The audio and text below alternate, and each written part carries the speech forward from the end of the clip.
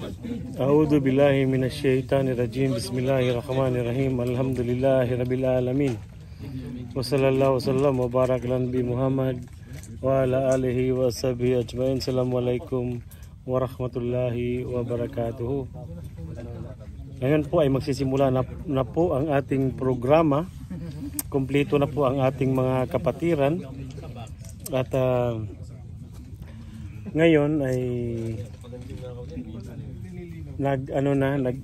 ipapakita ko po sa inyo. Ayan na po sila.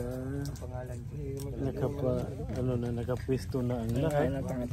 So sisimula na po ng ating butihing ustads ang ating programa.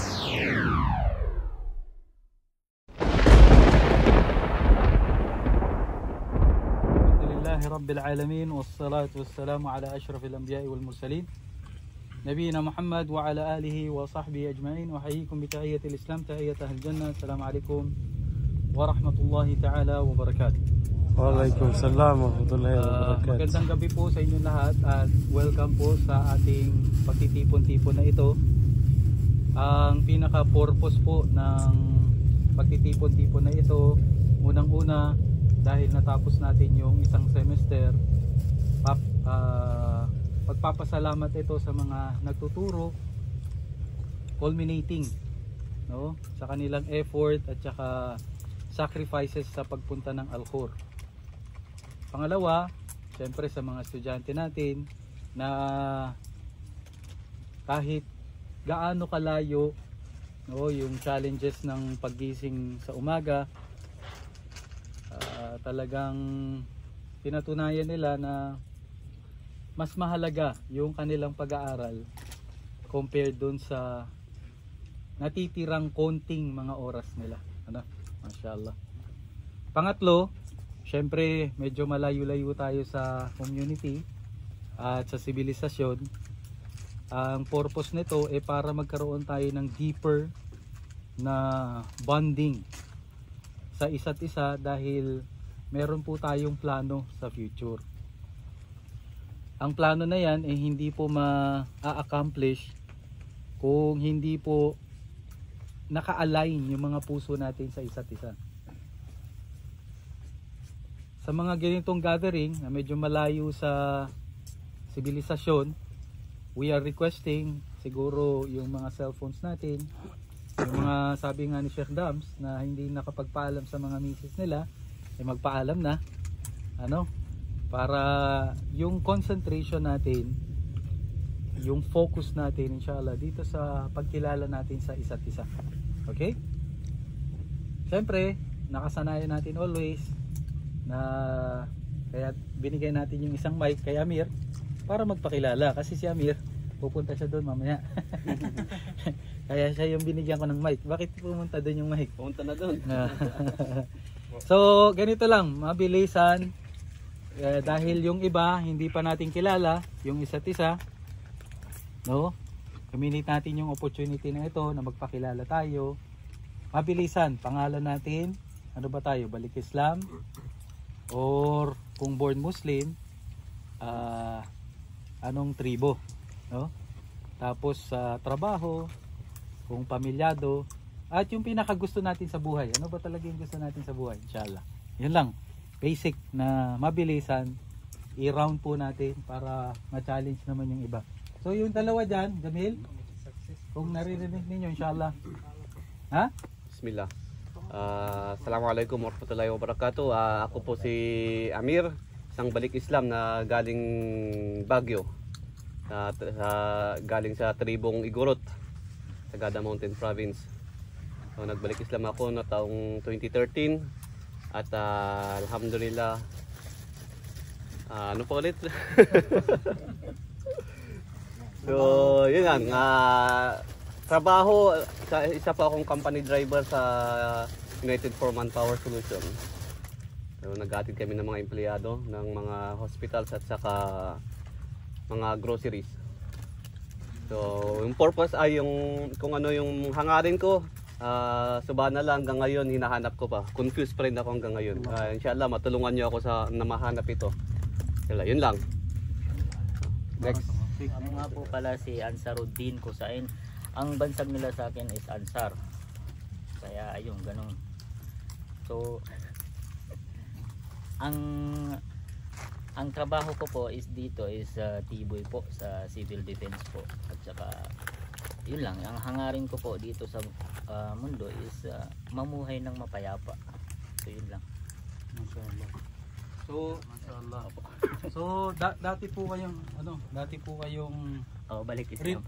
dati, dati kayong religious before kayo pumunta rito, o ano po yung kwento ninyo? Supposedly dati po akong nag-aaral sa Turil, yung Turil, memorizing the Quran. Mashallah. Pero natigil dahil sa yung hindi yung hindi mapigilan yung homesick ba, homesick sa mga magulang. Si bata pa ako, ni Turil na nila ako eh. So yun, doon ko na tinuloy yung aaral ko sa English. So nung pagdating ko dito kasi galing ako ng Saudi, 5 years na ako doon ako na doon ko na tinuloy yung pag-aaral ko hanggang sa napunta na ako dito sa Qatar, sa bansang Qatar. So yun lang. Magamit. Jazakallah khair. Waalaikumsalam warahmatullahi wabarakatuh. Ibrahim po, Pagajong, Bicol. 10 ata. Alhamdulillah. Naghahanap ako ng tatrabahuin eh. So wala pa trabaho, bro? Wala pa. Ayun, Bicol. Opisina. Alhamdulillah. So hindi, para alam ng mga brothers, bro, yung dati mong trabaho, para gusto mo pa ba yung trabaho mo o iba yung hinahanap mo ngayon? Okay lang din, busy. Gusto mo mangyari sa buhay mo? DC. So okay lang sa'yo magpatuloy ka sa DC, or meron kang ibang gusto? Gusto kong managerial position. Managerial. Managerial. Hangarin sa buhay. Hangarin sa buhay. Mamatay na Muslim. Allahu Akbar. Assalamualaikum warahmatullahi wabarakatuh. Ako po si Brother Rafi Tubong Samar po. Ang tribu ko po ay Waray. Nagbalik Islam po ako noong 2013 sa Maynila po. Kaya 9 years na po ako dito sa Doha at nagtatrabaho po ako sa isang private company. Simpleng empleyado sa isang opisina. Tapos ang gusto ko sa buhay ay yumaman, inshallah. Para nang sa ganun marami tayong matulungan na mga Muslim. Kapag isa sa mga advantage ng mayaman is nagmo-multiply yung yung mabubuting mga gawa mo.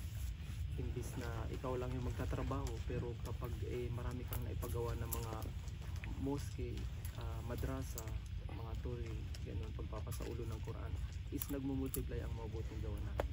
So mas mainam na ang isang Muslim na mayaman na nasa tamang katuruan ng Islam is maraming nagagawang kabutihan. At inshallah ay mamatay tayo na nasa Islam at tumatalima sa Allah Subhanahu wa Ta'ala. Warahmatullahi wabarakatuh. Ako po pala si Zen, balik Islam noong 2023. Ako po ay 10 years na rito sa Qatar at nagpaplano na pong mag-reside sa Emirates ng December, itong end of December. So alhamdulillah, at least nakasama ko kayo bago pa ako makaalis ng Qatar. At hangarin ko po yung nanay ko mahikayat ko sa Islam. Mag-exit ka na sa Apo, Emirates? sa Sharjah po. Punta po akong Sharjah. So ayaw mo na dito sa Qatar? Hindi naman po sa ayaw, nagkaroon lang ng conflict regarding dun sa ng misis ko. Sa trabaho? Sabi natin gano'n po, sponsorship. Kapalan ng misis ko. Alhamdulillah, okay naman po. Worst scenario, alhamdulillah, good scenario, alhamdulillah pa rin po. Ilang taon na po kayo Muslim? 2023 po. Last year po, last year. Last year. 1 year na. Opo. Pasensya ka na, hindi ka naman sa mate. Jazakallah po, jazakallah po. Yung hangarin sa buhay. Sa ngayon po, ang hangarin ko, gusto ko po mahikayat yung nanay ko na stage 2 ng cancer na sa Islam. Please, kahit pa paano, paniwala ko sa kanya yung tawid. Inshallah, huwag po natin kalimutan yung nanay ni Zain na bigyan ng magandang health inshallah at makita yung katotohanan bago pa man inshallah. Amin. No? Syukran jazilan. Barakallahu fiik. Assalamualaikum warahmatullahi wabarakatuh. Assalamualaikum. Wala po pala si Christian Villaperte. Ang Muslim name ko po is Khalil. Nagbilikis lang po ako noong September this year. 15 years na po ako dito sa Qatar. Visual merchandiser po sa isang retail company. Ang hangarin ko po sa buhay is yung mahikayat ko yung buong pamilya ko sa Islam, inshallah. Tsaka yun, mamatay ng Muslim. Ano yung nakita niya sa Islam bro? Bakit parang tinanggap mo? Actually, dahil siguro dito sa kaibigan ko. Allah. Kasi kami, marami kami pinagdaanan na magkasama kami noong non-Muslim kami. So nung nag-Muslim siya, marami ako nakitang magandang pagbabago sa buhay. Ayun, siguro doon ko hanggang sa nagtanong na ako na umpisa sa kanya ng ano mga ginagawa ng isang Muslim, ganito. Sa 15 years ko dito sa Qatar, ngayong taon lang, nagsisisi ako bakit ngayong taon lang ako nag-Muslim. Ngayon ko lang inaaral tong Islam. Sa sobrang ganda, sobrang mapayapa. At yung mga brother natin sobrang supportive. At yun, andun sila palagi para sa iyo. Sa September, no? Noong September. Sa September hanggang ngayon bro, ano yung pinaka magandang nakita mo sa Islam? Siguro yung pagdarasal ng 5 beses sa isang araw. At yung paniniwala na iisa ang Diyos. Yun siguro na hindi namin nakita sa nung non-Muslim kami. Yun yung pinakamaganda nangyari sa akin. Nakilala ko si Allah. Barakallahu fiik, bro Khalid. Saan siya sa Pilipinas? Taga-Tagig po ako. Tagig. Oh, di ba maraming Muslim din? Opo. Malapit po ako, magkapit-bahay Sa po. Maharlika. Maharlika. Di ba magugulo yung mga Muslim din? Hindi, Nakatakutan yung Maharlika dati. pero big po tayo. Sige, mashallah. Barakallahu fiik. Assalamualaikum warahmatullahi wabarakatuh. Ako si Yasser from Marawi din, Maranao, Iligan. Tapos dito ako sa Alcor, office boy sa isang waste company doon. Tapos Yung totoo bro, Yasser ang pangalan ko, pero nung nakatira ako dito sa landlord ko, pangalan ko Bobby. Right?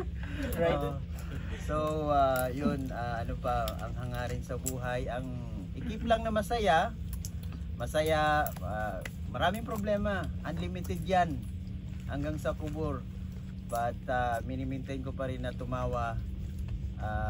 Maraming responsibilities, hindi lang sa magkabilang balikat kundi sa dito, pero alhamdulillah dahil naintindihan natin ang Islam, hindi ganun kabigat siya. Though na mabigat talaga, pero hindi ko ramdam yung bigat dahil sa pinapagaan ng iman yung pakiramdam natin. Dahil alam natin ito ay temporary lang.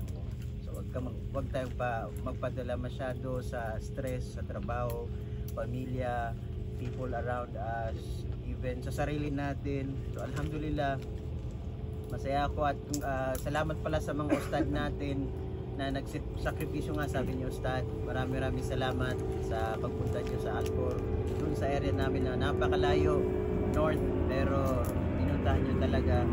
Mga estudyante rin, mga kaklase ko. So, that's all. Maraming salamat.